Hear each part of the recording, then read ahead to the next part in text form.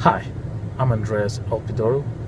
I'm an assistant professor in the Department of Philosophy at the University of Louisville, and this is my introduction to the good of boredom. Guys, say hi. Hi. Ugh, I'm already bored. Hey, sometimes good things come from boredom, like Gene. Thank you. And Tina. Pow.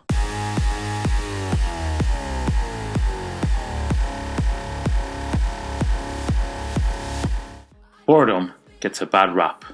Notwithstanding a few notable exceptions, the literary and philosophical history of boredom is replete of attempts to articulate boredom's distinctively negative nature. Don't care. I love it. I don't care. Some thought that boredom is disruptive and harmful. Others claimed that it is a great source of unhappiness and suffering, and others declared boredom to be a state that hinders the development of one's intellectual, social, and even moral capacities.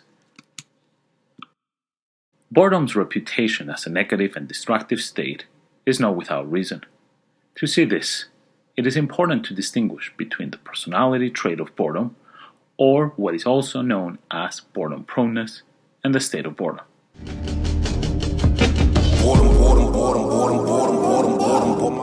Let's start with boredom proneness.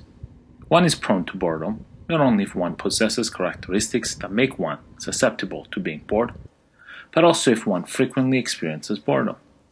Unlike a disposition that can remain hidden or non-actualized, boredom proneness has visible and significant for the subject manifestations. Boredom-prone individuals often and easily find themselves to be bored, even in situations that others typically find interesting and stimulating. Furthermore, they regularly become incapable of maintaining sustained attention and interest in their activities. They lack excitement for or can find no purpose in what they're doing, and they easily become frustrated, restless, or worried by either stimuli poor or challenging situations. Boredom proneness is associated with a plethora of significant bodily, psychological, and social harms. Just to name a few, boredom proneness is positively correlated with depression and anxiety, anger and aggression, a lower tendency to enjoy thinking, a propensity to make mistakes in completing common tasks, poor interpersonal and social relationships, lower job and life satisfaction, problem gambling, and drug and alcohol abuse.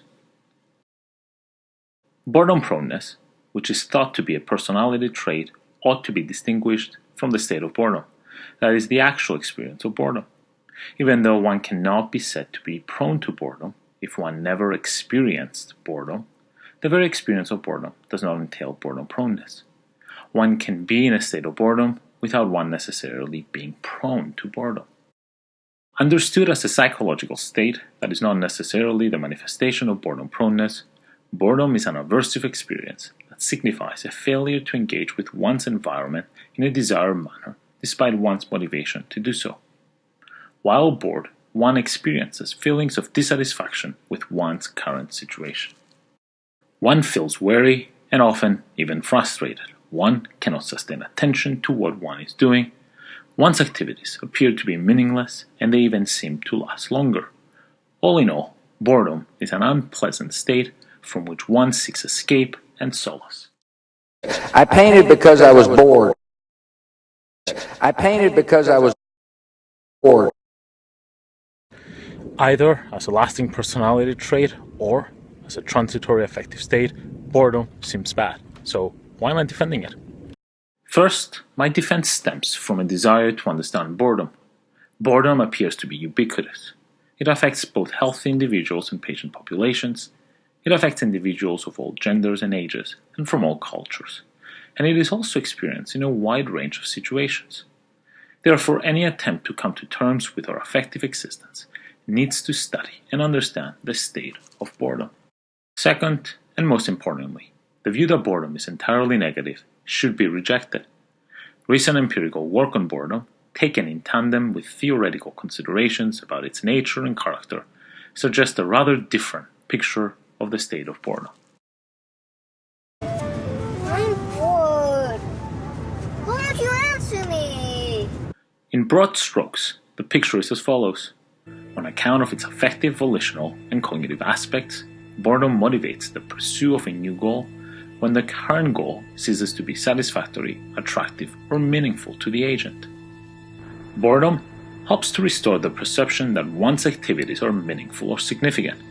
It acts as a regulatory state that keeps one in line with one's projects.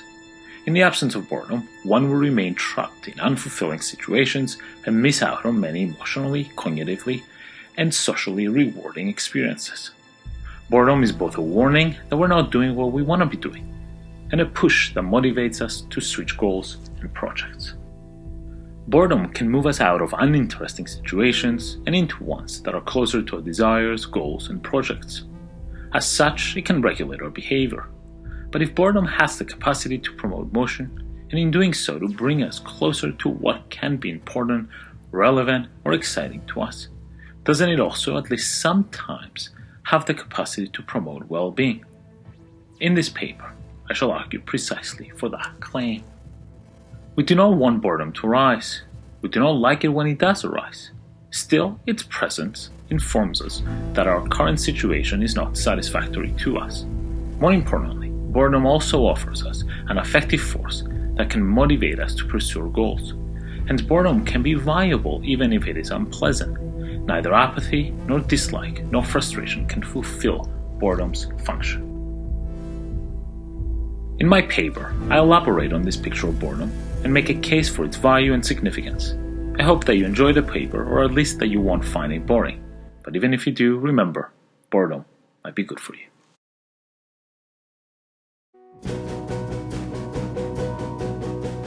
Meaningless, you mean it's all been meaningless? Every whisper and caress, yes, yes, yes, it was totally meaningless. Meaningless, like when two fireflies fluoresce, just like everything I guess.